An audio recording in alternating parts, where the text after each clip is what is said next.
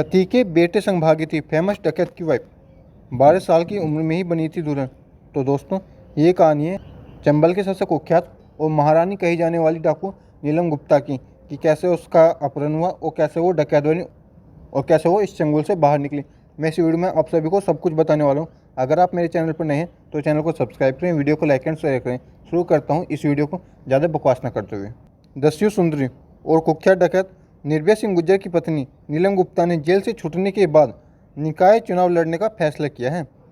वो करीब 12 साल तक जेल में रहने के बाद 26 सितंबर 2016 को जेल से बाहर आई है। अब वो इटावा से निर्दलीय निकाय चुनाव लड़ने जा रही है। दैनिक भास्कर.com से नीलम गुप्ता ने बातचीत में निर्भया सिंह गुर्जर और अपने जीवन के उन 20 महीनों की अनसुनी कहानी बताई है जो उन्होंने निर्भया के गैंग के साथ जंगल में बिताई थी। दोस्तों, नीलम गुप्ता को दस्यु सुंदरी के नाम से भी जाना जाता था। वो 90 के दशक में 100 से ज़्यादा मर्डर और 200 प्लस किडनैपिंग कर यूपी एमपी में आतंक मचाने वाले डकैत निर्भया गुर्जर की पत्नी है। दोस्तों, निर्भया ने नीलम गुप्ता से जबरन शादी की थी।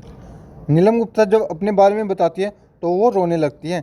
दोस्तों, नीलम गुप्ता कहती है, मैं औरैया ज़िले के सरैया गांव की रहने वाली हूँ।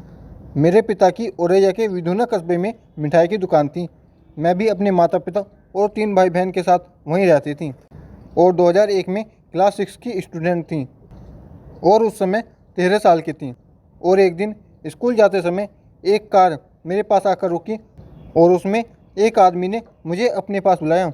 मैं पास गई तो उसने मुझसे मंदिर का रास्ता पूछा और मैं जैसे ही रास्ता दिखाने के लिए दूसरी तरफ मुड़ी, उसने मेरे मुंह को रुमाल से दबा लिया और इसके बाद मुझे कुछ भी याद नहीं। और दोस्तों, नीलम गुप्ता कहती है कि किडनैपिंग के 3 महीने बाद की थी मुझसे शादी और अब जब मुझे होश आया तो मैं जंगल में थी। मेरे आसपास बंदूक लिए कई लोग खड़े थे और शराब पी रहे थे और मेरे कुछ भी समझ में नहीं आ रहा था कि ये सब क्या हो गया। थोड़ी देर बाद वहाँ निर्भया सिंह गुर्जर आया और मैं वहाँ किसी को पहचान नहीं रही थी और बस मैं खूब ज़ोर से रो रही थी। उसने आते ही मुझे डांटकर चुप होने के लिए कहा और मैं डरकर चुप हो गई। उसके बाद मुझे निर्भया के हवाले कर सभी चले गए और उसने मेरे साथ बेहद क्रूरता वाला व्यवहार किया। कई बार मेरे साथ ज़बरदस्ती की। मैंने भागने की भी कोशिश की, लेकिन उसके आदमी पूरे जंगल में फैले रहते थे और ऐसे ही धीरे धीरे 3 महीने बीत गए। इसके बाद निर्भया ने गैंग के कुछ लोगों के सामने मुझसे जबरन शादी की और उस दिन से गैंग में मेरा वजूद बड़ा हो गया और अब मैं गैंग के सरगना की पत्नी बन चुकी थी। दोस्तों, मैं ये सब नियति का फैसला मान चुकी थी और अब निर्भया के बारे में धीरे धीरे गैंग के कई लोगों से कई बातें पता चल रही थी और मैं बस एक बात की खोज में रहती थी कि जंगल से हाईवे तक कौन सा रास्ता जाता है। और एक दिन मैंने वहाँ से भागने की कोशिश की। निर्भया अपने कुछ साथियों के साथ कहीं गया हुआ था और मुझे जंगल में कुछ भी समझ में नहीं आ रहा था और फिर भी मैं एक दिशा पकड़ आगे बढ़ती जा रही थी और अब चलते चलते काफ़ी देर भी हो गई, लेकिन कहीं बस्ती या फिर कोई सड़क नहीं मिली। और इस दौरान निर्भया भी वापस आ चुका था और जब उसने मुझे वहाँ नहीं देखा तो गैंग के सदस्यों को मुझे ढूंढने के लिए भेज दिया और मैं पकड़ी गई। और उस दिन निर्भया बहुत गुस्से में था। उसने मेरे साथ बहुत क्रूरता की, मुझे मारा भी और सज़ा के तौर पर पहरे में लगा दिया और इस सज़ा में बिना सोए 2 दिन पहरा देना होता है। दोस्तों, निर्भया सिंह गुर्जर बेहद अय्याश था और निर्भया सिंह गुर्जर को अपनी हवस पूरी करने के लिए आए दिन नई नई औरतों की तलाश रहती थी। जिस समय उसने मेरी ज़िंदगी बर्बाद की, मैं उसकी बेटी की उम्र की थी। उसने मेरे साथ इतना बुरा सलूक किया जो मैं कभी भूल नहीं सकती हूँ। धीरे धीरे गैंग के लोगों से उसके बारे में पता चला। मुझसे पहले भी उसकी हवस पूरी करने के लिए कई औरतें लाई जा चुकी थीं, जैसे कि पार्वती। मुन्नी पांडे का नाम भी इन्हीं में से एक था। दोस्तों, लोग तो यहाँ तक कहते हैं कि उसने अपने बेटे श्याम जाटव की पत्नी सरला को भी नहीं छोड़ा। निर्भया कभी डकैती या किसी अपराध के दौरान गैंग के नए लोगों पर भरोसा नहीं करता था। वो मुझे कभी इन जगहों पर नहीं ले जाता था। वो मुझे हमेशा शक की निगाह से देखता था क्योंकि मैं कई बार भागने की कोशिश कर चुकी थी। मैं जंगल में बहुत दुखी रहती थी। निर्भया का गोद लिया बेटा कहा जाने वाला श्याम जाटव भी उसके अत्याचार से काफ़ी परेशान था।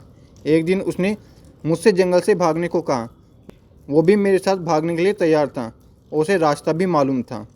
बस फिर हम दोनों जंगल से भाग निकले।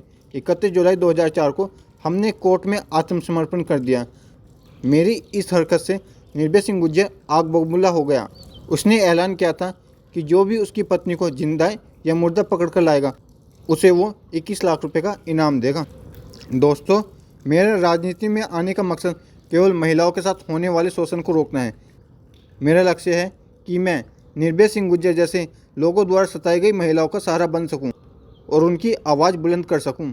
दोस्तों, जब मैंने चुनाव लड़ने की घोषणा की तो करीब सभी प्रमुख राजनीतिक पार्टियों के लोग मुझे टिकट का ऑफर देने लगे, लेकिन मैं किसी के अधीन रहकर अपने मकसद में कामयाब नहीं हो पाऊंगी, इसलिए निर्दल चुनाव लड़ने का फैसला किया है। दोस्तों, नीलम और श्याम के भाग जाने के बाद निर्भय सिंह गुर्जर का आतंक चरम पर पहुंच गया था। ऐसे में 9 अक्टूबर 2005 को यूपी के तत्कालीन सीएम मुलायम सिंह ने मध्य प्रदेश सीएम बाबूलाल